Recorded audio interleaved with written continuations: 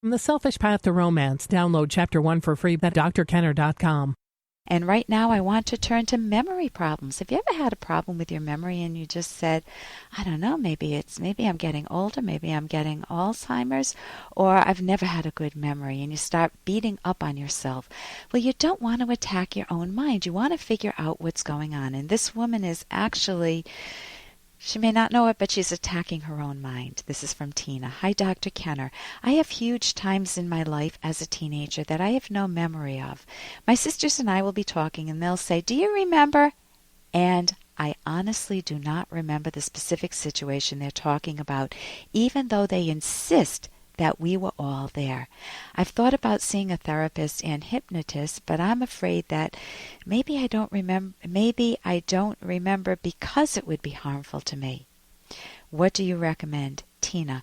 Tina, to live with things as they are now, thinking that, oh my God, what's wrong? There's a big question mark here. Is it my memory? Well, your memory is your mind.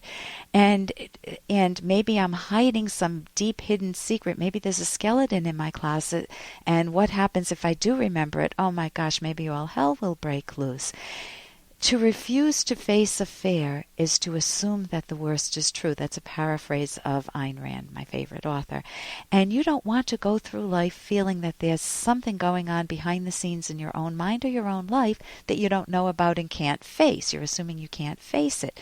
And you would also be assuming that it's true. So here's what I recommend. Instead of initially, you can always go to a psychologist. But instead of doing that, there are much better ways to trigger memories. Now, first, before we get, I will name them right off the bat. Why not look at some old family photos or videos or movie pictures if you're older? I don't know your age. So if you're talking about yourself as a teenager, maybe you're 25 and you forgot what happened at age 18. Well, then I would put a pretty big question mark. What's going on here? If they said, don't you remember the earthquake when we were all in the earthquake during our teenage years? And you say, oh, no, I don't remember it. Something would be odd about that, because an earthquake would... my daughter was in an earthquake in L.A., Los Angeles, and boy, I'm sure she'll remember that till her dying days. She was in the 5th floor, the whole building was shaking. You don't forget your first earthquake. Maybe if you live in California and have a lot of earthquakes, you start to forget which was which, and you take it more in stride.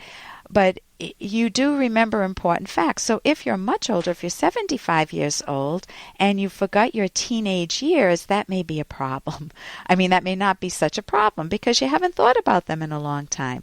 So it could be that you weren't in the situation that your sisters are insisting that you were in. It could be that you did have some trauma, but then you want to be able to face it. You want to make yourself whole. And the chances you don't have any inkling of trauma, so I tell people, don't arbitrarily go searching for trauma if you don't think there is any. You don't want to make up memories that don't exist. It could be that you encoded different information than your sisters. I could go into a museum and I could be looking at some very wonderful paintings, and my husband, who might be more bored, might be looking at the furniture in the museum, and so he doesn't remember seeing the paintings because he didn't focus on them. It's an issue of focus.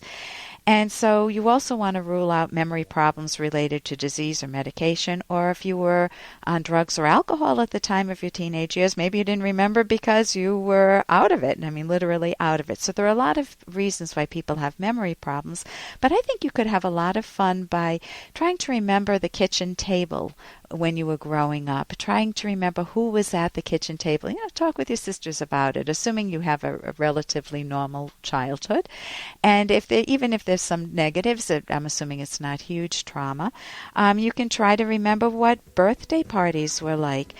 You can ask yourself some questions, what do you remember? And then warm up that context in your mind, and that might help bring back some of those memories. But I would have some fun with it. Try to remember some good memories. I'm Dr. Ellen Kenner, and my show is The Rational Basis of Happiness, toll free, 1-877-DRKENNER.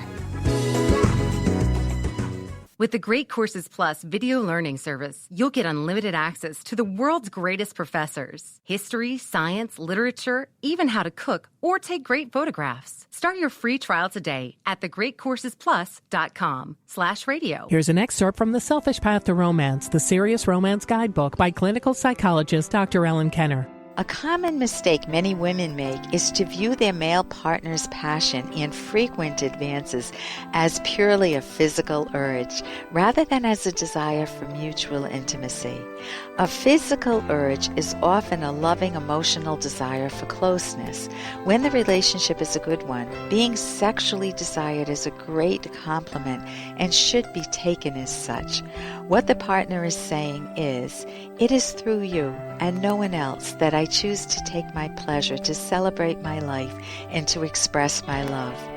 What greater compliment could one have from a romantic partner?